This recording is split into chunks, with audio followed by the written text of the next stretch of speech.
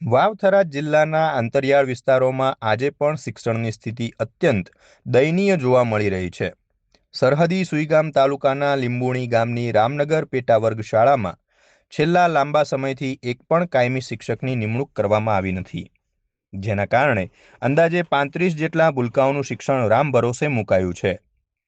લીંબુણી મુખ્ય પ્રાથમિક શાળામાં કુલ 235 બાળકો અભ્યાસ કરે છે, જેમના માટે માત્ર 5 શિક્ષકોનું મહેકમ છે. આ 5 શિક્ષકો પૈકી એક શિક્ષક અવારનવાર સરકારી કામગીરીમાં રોકાયેલા રહેતા હોવાથી 235 બાળકોની જવાબદારી માત્ર 4 શિક્ષકોના સિરે રહે છે. આવી સ્થિતિમાં જો મુખ્ય શાળામાંથી કોઈ શિક્ષકને રામનગર પેટા શાળામાં મોકલવામાં આવે તો મુખ્ય શાળાનું શૈક્ષણિક કાર્ય ખોરવાય છે, અને જો ન મોકલવામાં આવે તો પેટા શાળાના બાળકોનું ભાવિ અંધકારમાં ધકેલાય છે. આ વિકટ પરિસ્થિતિને કારણે વાલીઓમાં ભારે રોષ ફાટી નીકળ્યો છે.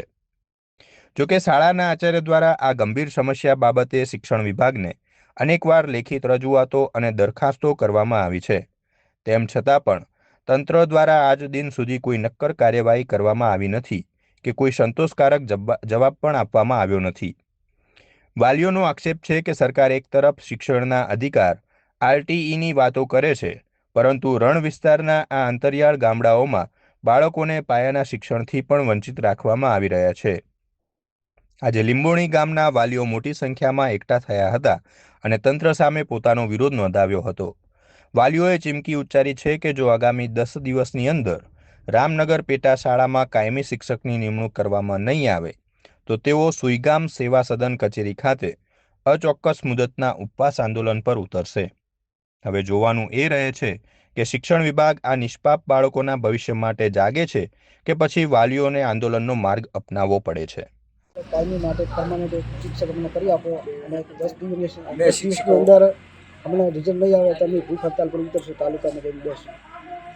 છે કે 10 દાડામાં આ અમારો પ્રશ્ન હલ નહીં થાય તો અમારે વાવ સુઈગામ ભૂખ હડતાલ ઉપર ઉતરવું પડશે, કેમ કે અમારા બાળકોનું શિક્ષણ બગડે છે. શિક્ષક આવતા નથી. પરમાનન્ટ કરી આલો પરમનેટ કરી આલો સાહેબ. અને અમે આ પરિસ્થિતિ સરકાર સાહેબ શ્રીઓને બતાવેલ છે, પણ આ કોઈ ધ્યાનમાં લેતા નથી. તો સાહેબ શ્રીઓને અમારી આ વિનંતી છે, ગરીબ પછાત વર્ગના અમે માણસો છીએ, અમારા બાળકો પણ 50 વર્ષના છીએ, અમે 50 વર્ષના છીએ, તો આ ધ્યાનમાં લઈ અને આટલું સાહેબ શિક્ષકો આપવા અમારે સાહેબ શ્રીને વિનંતી છે.